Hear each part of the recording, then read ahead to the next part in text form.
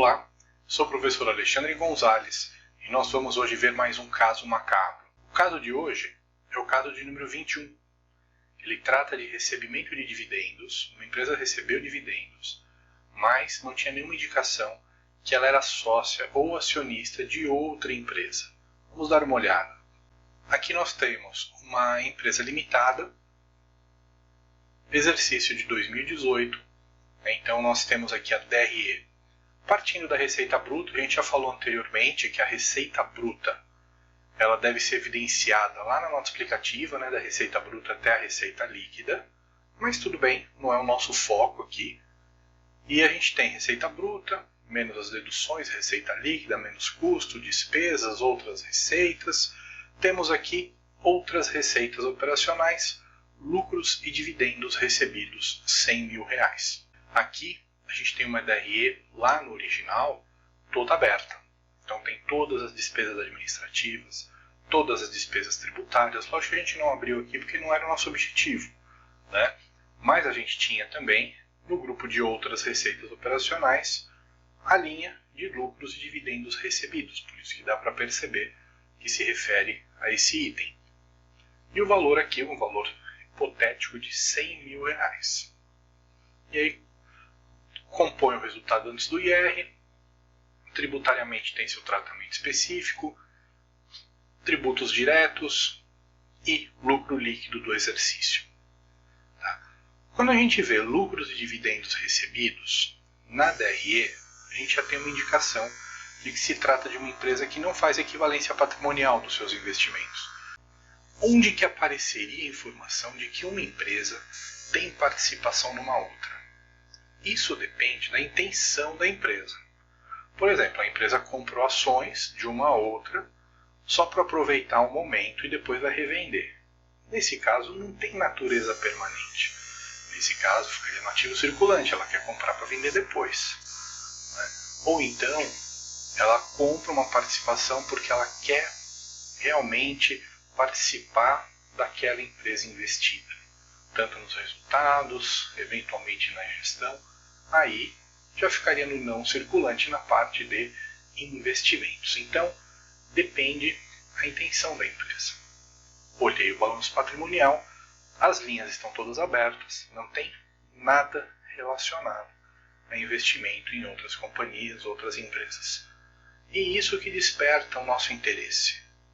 A empresa tem recebimento de dividendos, recebimento de lucros, só que não aparece nenhuma participação em outra empresa. É possível isso? É possível. Está errado?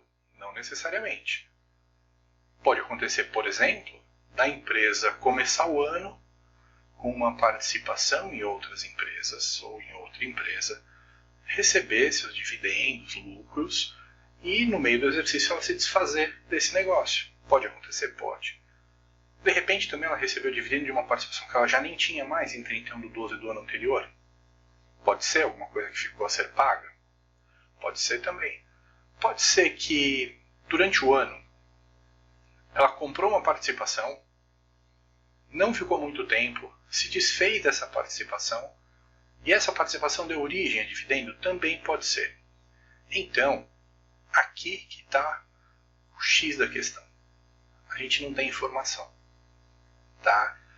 Aqui a gente só tem balanço e DRE. E detalhe, balanço patrimonial ele deve ser comparativo, Então a gente tem o saldo de 30, a gente for de 2018, nesse caso, teria que ter o saldo anterior de 2017. Não temos. Não temos. O balanço patrimonial está só com uma coluna. De repente, nota explicativa, pelo menos, também não temos.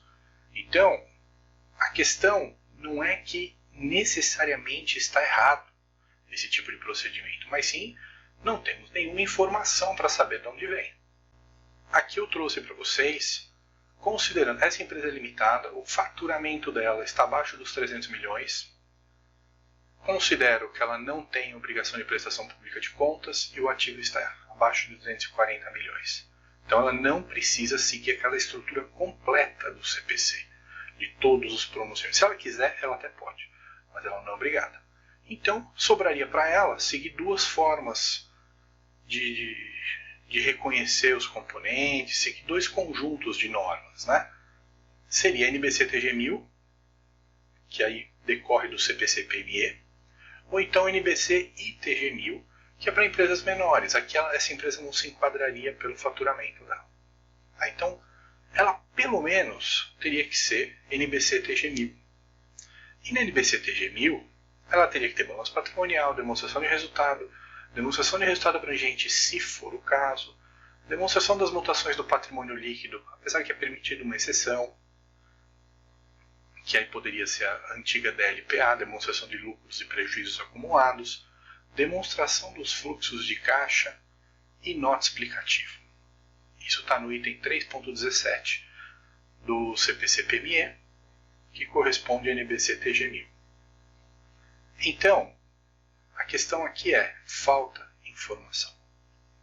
Nós, como usuários externos da contabilidade, não temos a informação necessária para poder identificar a origem desses recursos.